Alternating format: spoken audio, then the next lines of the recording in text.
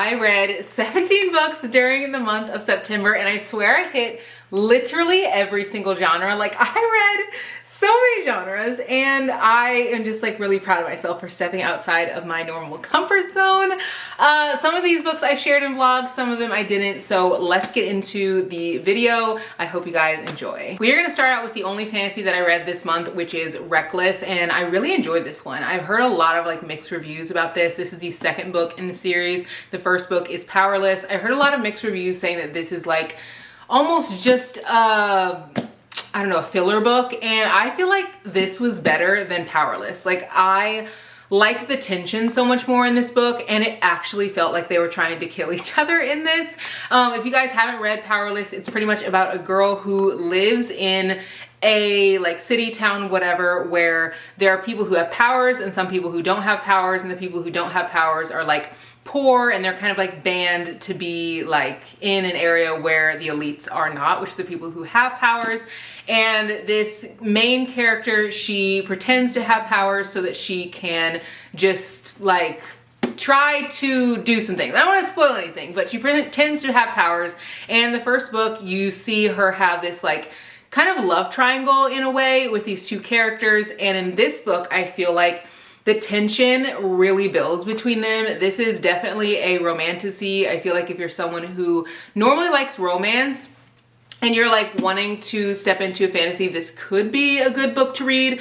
Personally, I feel like Fourth Wing was a really good introduction to fantasy for me. I am not a fantasy girl at all. I've read like maybe a total of 5 fantasies in total, like genuinely at all.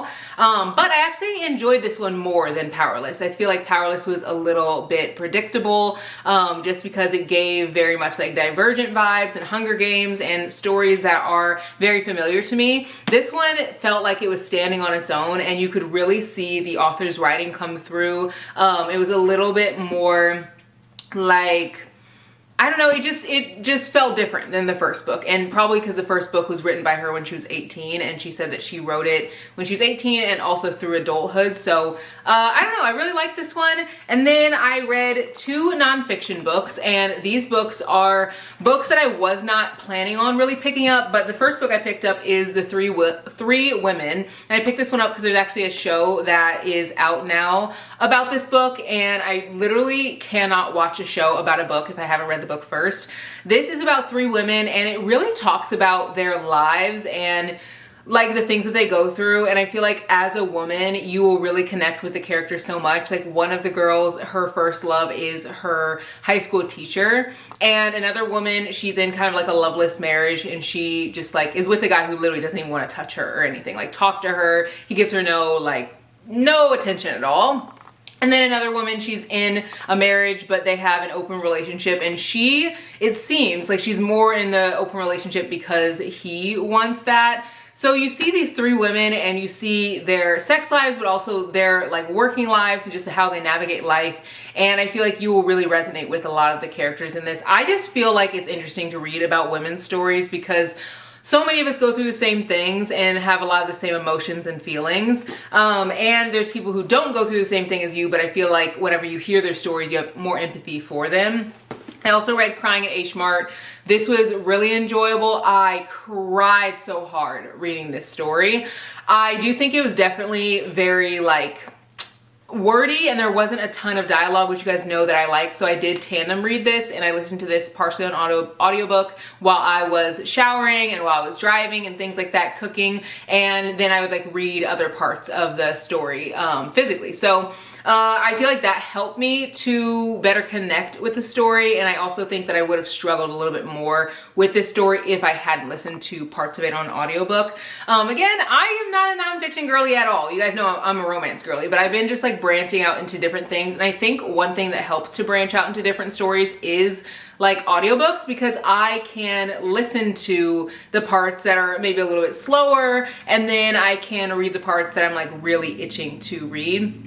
One thing that helps me with that, I feel, is Spotify, because they have a audiobook section, and if you're already a like Spotify premium member, you can get I think 10 hours per month, and I've been a premium member I think since like college, so like 10 years or something like that. So I love that they added in audiobooks, so you're not really having to pay for like one book, you just get a bunch of hours each month. So usually that's what I'll do. And I also know that Hoopla has like audiobooks, I'm pretty sure, through your local library. I want to like look into that next. And then I read 2 graphic novels, and these graphic novels were so good, but very different vibes. I read Pumpkinheads. This one was super cute. I rated this one 4 stars, and it was so perfect for this season. I feel like anyone who likes graphic novels will like this, but even if you don't, you should try it. I feel like graphic novels are the perfect way to stay out of a book slump because they help remind you why you loved reading to begin with, because it's fun, because it's cutesy, you know what I mean? So pick this up if you're looking for a new graphic novel to read. I also read Displacement, and this is about the Japanese internment camps that are so widely known, at least from my experience, but I feel like this was an even better like historical experience and like learning because it was a graphic novel and the main character has grandparents who were living during that time and went through that experience. So sad to read about, but also there were so many things in this graphic novel that I feel like I have not read like in history books or heard about before. So it was just very enlightening to learn this story, but in a way that felt digestible and wasn't so heavy where I felt like I needed to put the book down or anything, because literally it's a graphic novel, you know? And I want to read more historical like stories in a graphic novel setting because I feel like it's just an easy way to like learn about history. Rated this one 4 stars as well. And then I read some romances. Now you guys know I'm always reading romances. I don't care the season, but I do think that in fall time, like as we get into fall more, I start to read like heavier, more heartfelt romances. So a lot of these romances fall into that category. I read The Fire Between High and Low, which I actually did not share in any of my videos. And sometimes I'll just read books like without sharing them in videos. And then sometimes I will. It just depends on like what I'm filming or how fast I read it. This book, I'm not kidding, I read it in 24 hours. And I started reading it and I was like, oh, it's gonna be like kind of like cheesy, like Lifetime movie vibes, you know what I mean? I just was like, I don't know if I'm gonna like it, by a Black author that I absolutely loved, which is why I picked it up to begin with. It's the second book in a series, but you don't have to read them in order. They're literally not connected to each other at all. And I picked this up thinking it would just be like, you know, just a regular romance. This book packs a freaking punch. This book is about 2, and I kind of went into it blind, like literally on the back it says, there once was a boy and I loved him. Logan and I were complete opposites. I danced and he stood still. He was quiet while I ran my mouth. That's pretty much all you get. Like there's really not much on the back that it tells you like about the book, so I don't want to spoil anything, but it's about 2 people who live in a town who have had feelings for each other. You get like a then like past and present timeline, and you really see what it's like for someone to struggle through addiction. And I loved this story so much, like so much. There were times where I was like, am I gonna cry? Am I gonna cry at this book that I literally wasn't even sure if I was gonna be obsessed with? Like, I think I read like 30 pages or something and I was like, oh, it's giving like cheesy, like, you know, it's very cute. Like it just seemed like it was gonna be a cheesy romance. This was not a cheesy romance. This was so deep and heartfelt. And the reason why I picked this one up was because I actually ended up getting the 4th book in this series as an arc, and they've all been released. They're being re-released with new covers, and you can buy them in Barnes & Noble, which is so cool because these are actually her first books that she's ever had in Barnes & Noble. So go and support a Black author and pick up this book. The first book is Air He Breathes. I rated that one 4 stars. This one also rated 4 stars. So good. Again, I have not had a book where I've just wanted to binge it in so long. I can't tell you the last book. Maybe the book, the newest book by Abby Jimenez. What's it called? The Summer, you know what I'm talking about. The new book that came out by Abby Jimenez. That's the book that I think I binged like really fast. But this book, I genuinely finished it in 24 hours. Like, started it in the evening one day and finished it the next evening. So really, really love this one, and I cannot wait to read the third book in this series. I also own more books by her because she's one of my auto-buy authors. I just never want to put down her books. They just, you gobble them up so fast. And then I read Heartbones. I feel like I have been trying to go through Colleen Hoover's backlist of the books that are on my shelf. I did put some into free little libraries because I feel like I haven't been gravitating towards her books as much, but there are certain authors to me that are so bingeable that whenever I'm feeling like I'm coming into a book slump, or I just want something that's going to be quick and fast, I will pick up their books, and Colleen Hoover is one of them, along with Frida McFadden, because she writes thrillers, along with Brittany Cherry, because her books are like that. Picked up Heartbones. Wasn't my favorite of her books.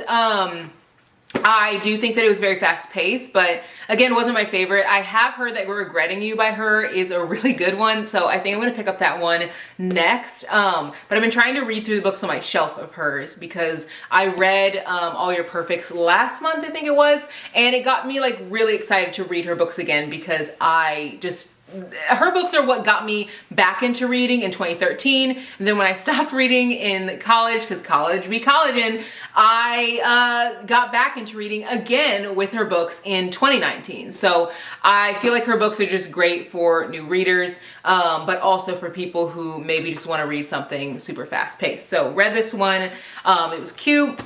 Also read Outdrawn by Deanna Gray. I don't think I shared this in a vlog either.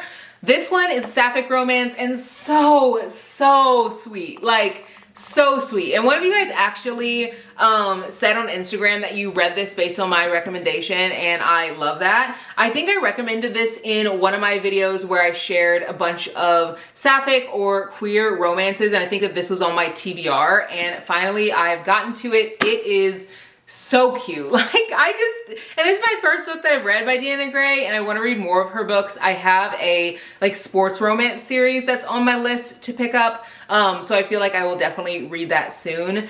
And yeah, again, very, very cute, very enjoyable.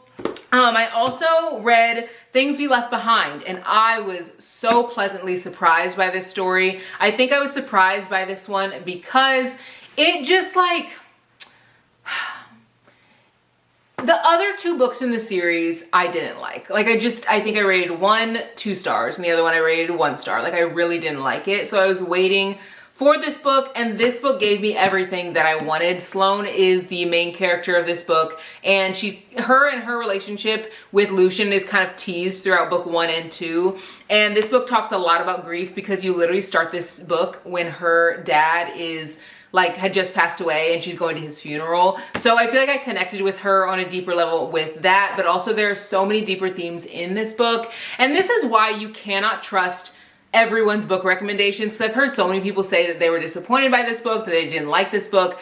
I like this book better than the other two, but I think I liked it because one, there was less spice and more depth and storyline. I feel like there was also a lot of stuff that they went through, which I also enjoy that when a character has kind of like hard things that they go through to get to be the person that they are. But I heard so many people say they didn't like this book, and I'm like, what? I like this book better than the other two. It is long. That's the only thing I will say. It was long. It felt a little too long. It could have been 400 pages and I would have been fine with it, but it's like 600 pages. So definitely wasn't obsessed with that. And then I also read Love You Finally by Lauren Lacey. I was in my historical fiction mood when I was reading this book, and I put it down for a little bit and then I picked it back up. And I don't know, I don't think that I connected with this book nearly as much as I did with the first one, but I do think it's because the main character, Avery, the author is really showing you what it's like for someone to like go through addiction and how it can really change their personality. So she went from being like a very sweet, very like cute, like kind girl to someone who you almost can't recognize as a reader, which is so enlightening because I feel like you don't see that often in books. By the end, I feel like I definitely had so much empathy for her, but the middle was definitely hard for me to read. But again, I was really rooting for her to like become the person that I knew she could be. So again, good book. I definitely will continue the series with this one. And I also read a contemporary fiction book not my favorite. I didn't really like this one like at all. I think I rated this one like 2 stars. And I feel like I'm one of the few that didn't like it, but it's about a woman whose husband turns into a shark, and I was just like, what's going on? Like, I genuinely don't know what is going on. Like, why are we even here for this story? I don't know. And I get that him turning into a shark was like a metaphor for like terminal illness and stuff, but I was like, why don't we just have a story about someone who has terminal illness? Like, why do you have to be a shark? And there was like a lizard in it. Someone was turning into a lizard. It was a little too fantastical for me, and it was in the contemporary fiction section. So like, in my head, I was like, this should be fantasy. At least it feels like it.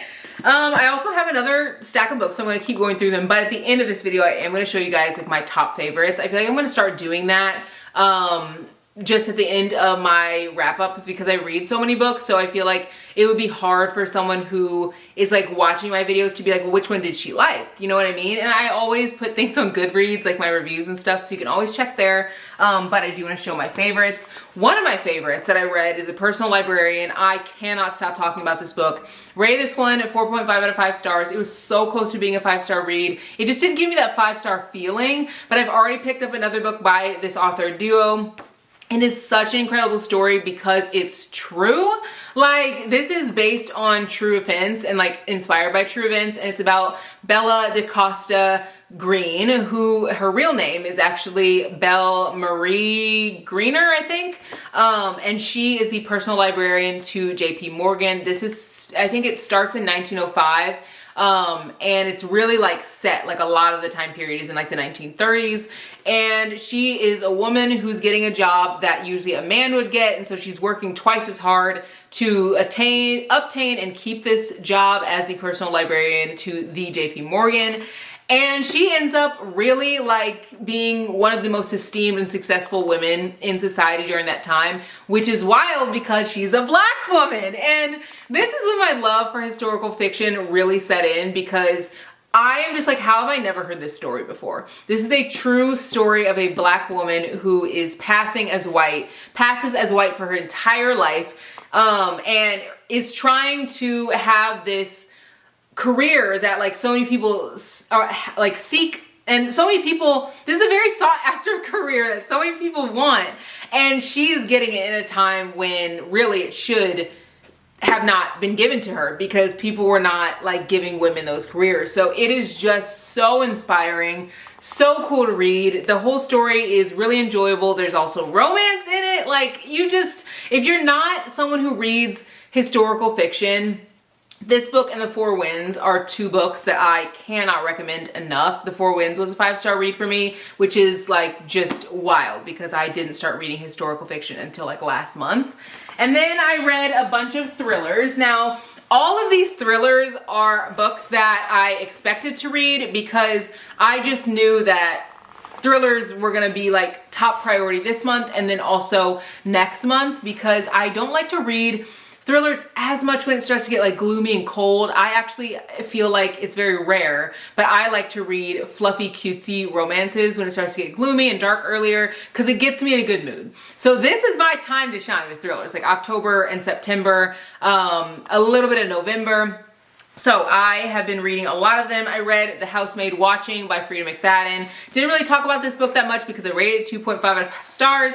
Her newest book comes out in October, which I'm really excited to read, but this book did not pick up until, I'm not even kidding, until the 200-page mark. And it felt like I was just reading a fictional story about a woman in the suburbs, and nothing was really happening until the 200-page mark. Now, by chapter 50, I was hooked. Like, by that point, I was like, oh, okay, like I see why it's a thriller, but it took too long to get there for me. Again, love her writing, will continue to read her books, but that one just didn't really hit. Also read The Next Mrs. Parrish. This is by the author who wrote the, what's it called? The First Mrs. Parrish? I don't know. The Next Mrs. Parrish, and wait, The Next Mrs. Parrish is this one. So what was the first one? The Last Mrs. Parrish. That was the first book. This is the second book, and really liked this one. If you have not read the first book in the series, it's pretty much The Housemaid, like almost to a T. And I'm pretty sure that author is suing, allegedly suing this author for having a story that's a little similar to their story, but I actually liked The Last Mrs. Parrish better than The Housemaid by Frida McFadden, and obviously that's all allegedly because I don't even know where I got that information from. I feel like I saw it in an article somewhere, but yeah, so this book right here was really enjoyable. I am glad that this author continued this series because this character is so diabolical and she's so just like conniving, and there was a point in the book where I was like, oh my gosh, like literally clutching my pearls because I didn't know what was gonna happen. And it was the bathroom scene at the theater. If anyone's read this book, I was just like on the edge of my seat. So if you want a book that's gonna give you those kind of vibes, I feel like you'll really enjoy this. You do have to read the first book first, but very, very good read. Then I read The Only One Left. This book took a little long to get into. I feel like I've seen a lot of people read this one and I just wasn't really obsessed with it. Could have kind of done without it. I don't know. It just felt a little long to get into. If I'm reading a thriller, it's gotta be quick, fast. I don't really care about the characters too much because I don't trust none of them anyway. And it has to be something that I don't want to put down. And this one just was not that. And then I read Where Sleeping Girls Lie, which also took a little bit too long to get into. I wasn't obsessed with this one either. Really not much to say about it. I will say I really enjoyed What Have You Done by Cherie LaPena. This book was one that just came out this year, and I knew that I would really like this one. This one was kind of predictable. Like, I'm literally flipping through it because I don't even really remember it because I read it that fast. Like, I think I read it in a few days. Kind of predictable, but still enjoyable. And I feel like sometimes thrillers are like that. This will be a book that you finish in like a day or something, but it's not gonna be like groundbreaking. It's gonna be a thriller that you'd be like, oh, okay, I could have seen that coming, and that's fine. Like, for me, the things that I look for in thrillers, they have to be fast-paced, they have to be bingeable, they have to be like, keep you on the edge of your seat, and this was that, even though it was a tad predictable. My favorites that I would probably say that I read this month were actually some of the books that surprised me the most. I'm gonna just take them out and show you in a little stack. I don't know how many I should take out. Comment below for the next like wrap up how many books I should take out when I'm like choosing my favorites, because I read 17 this month and it's hard to pick my favorites when like I've just read so many. I don't know. I feel like it's hard to do this because there's also so many different types of books that I read. I don't know. I think that let's just do 3 for now, and maybe I can do more in later videos. I probably have to say my favorites were definitely this book, which is Wild, because it's one of the later books that I read in the month. Really enjoyable. I was getting emotional with this one. It's just such a great story. I also really love Displacement because I've been in my historical fiction era, and obviously this is a graphic novel. And then y'all know, you knew this was coming, The Personal Librarian. I cannot shut up about this book. I feel like a lot of the books that I read this month were kind of mid. I didn't have anything that was like amazing, but I didn't have anything that was like too terrible. I had a few in there that was like, eh, but it was more of like a mid-month. But I love when I find books that just like really take the cake, like this one, and like this one, and like this one, that I just can't stop thinking about, that I want to recommend to everyone. Those are the books that make me excited that I am a reader. So I hope you guys enjoyed this video. Comment below the book that really stood out to you this month that you loved, or last month, and I'll see you guys in the next one. Bye guys.